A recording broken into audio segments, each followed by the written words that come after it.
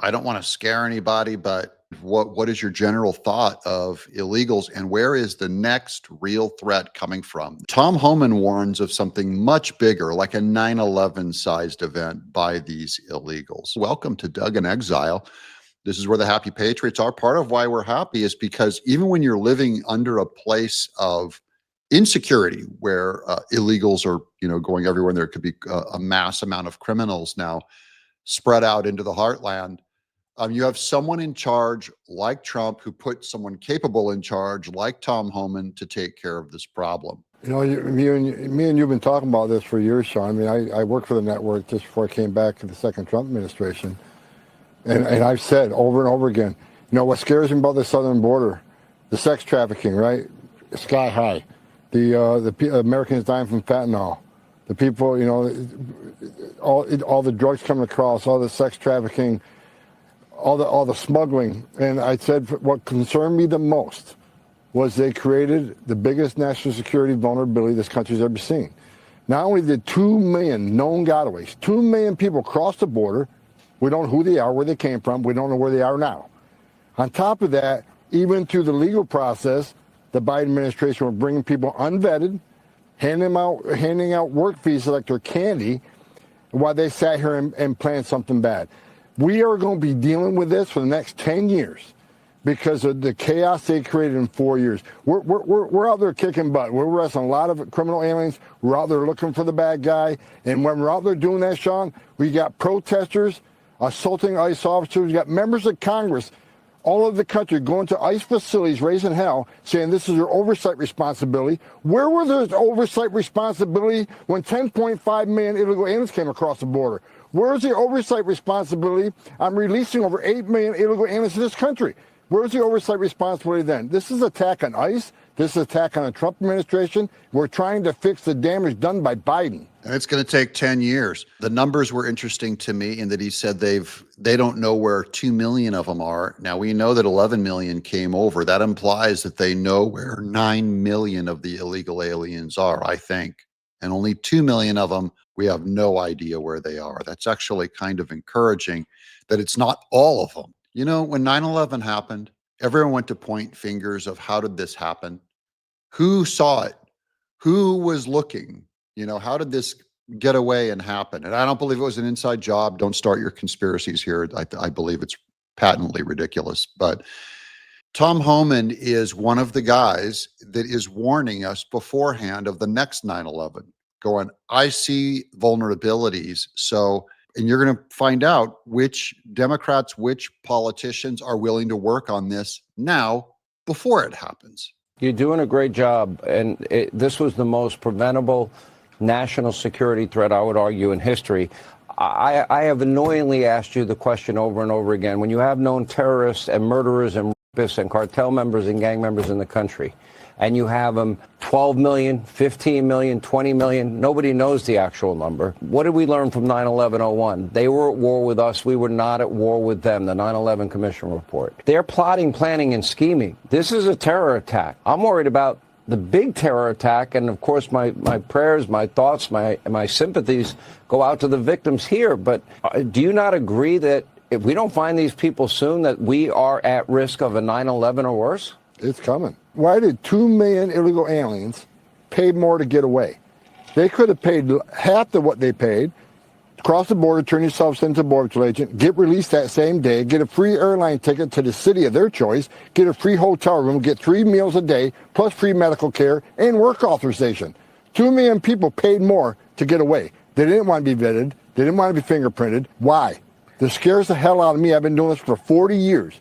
It should have scared the hell out of every American what the Biden administration did. This 2 million known gotaways scares the hell out of me. So I'm convinced something's coming unless we can find them. Now, when Tom Homan says it's going to happen and he's scared, he's not a fearmonger. He's not a drama guy. He's facts.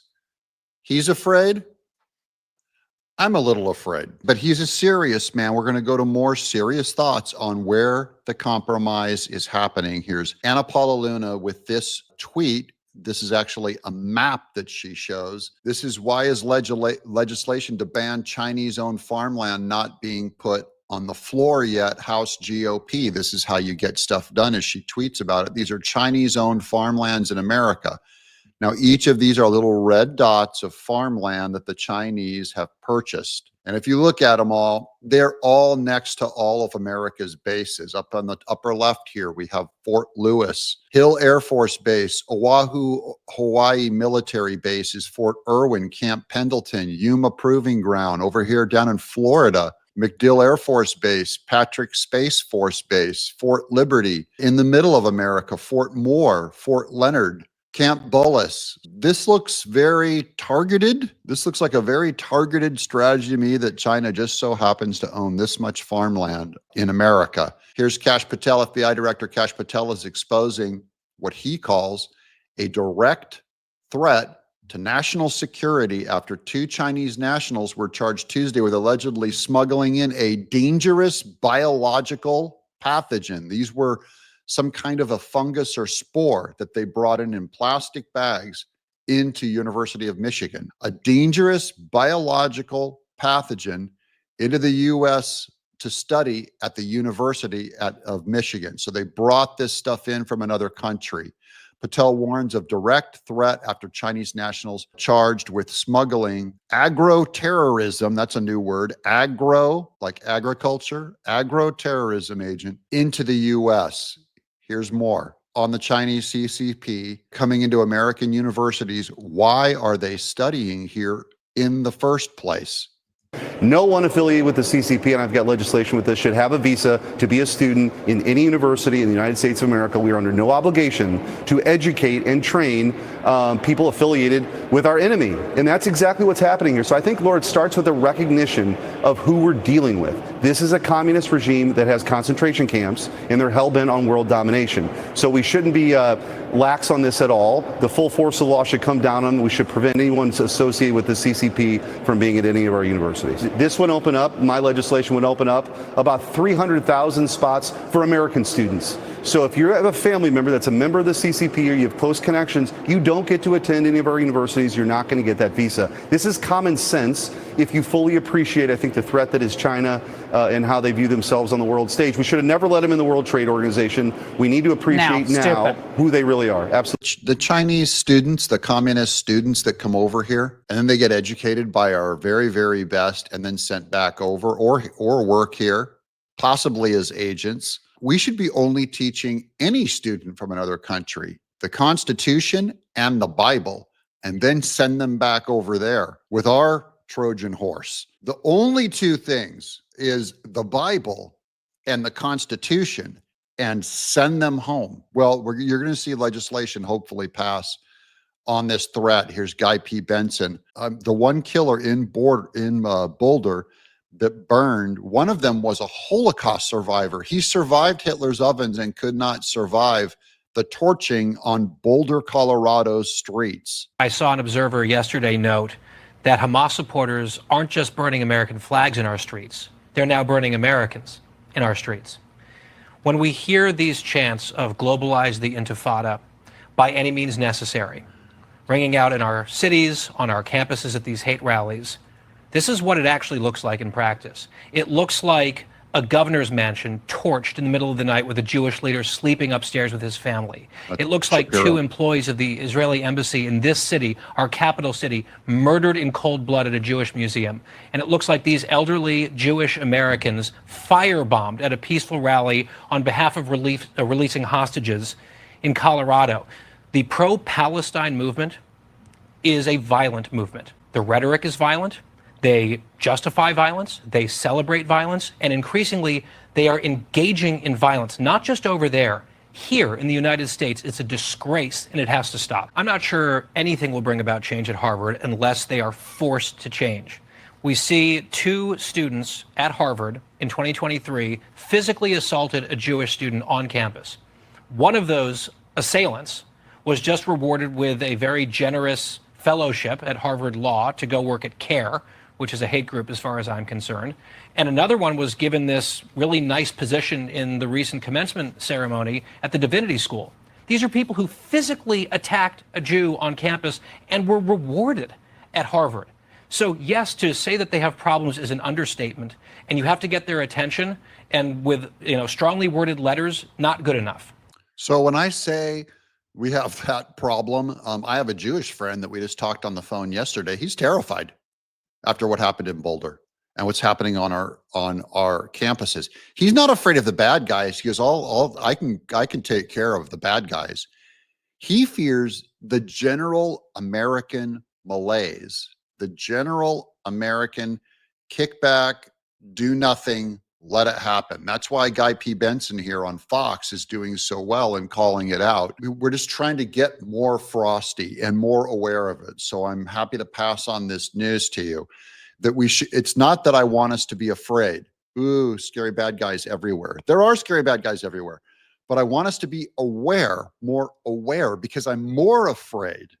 I'm not afraid of bad guys. I'm afraid of our apathy or lack of awareness. But especially the Jews and the anti-Semitism is insane. What they have to experience. Just picture yourself being a Jew in America.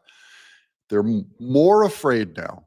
And the anti-Semitism is almost all coming from the left. I do see some of it coming from the right, and I have no sympathy for it. But when it comes from the left, it is an outrage because remember, they are marketing that Elon Musk made a Hitler salute. That was all their marketing to try and prove to you that MAGA is somehow compromised. Here's more on the specific crimes called out by Karoline. On that note, Leavitt. ICE and federal law enforcement partners just wrapped up a month-long surge operation arresting nearly 1,500 illegal aliens in the Commonwealth of Massachusetts. During the enhanced operation, dubbed Operation Patriot, ICE Boston and other federal law enforcement personnel focused on transnational organized crime, gangs, and dangerous illegal alien offenders throughout Mass. More than half of the nearly 1,500 illegals arrested had significant criminal convictions or charges pending against them.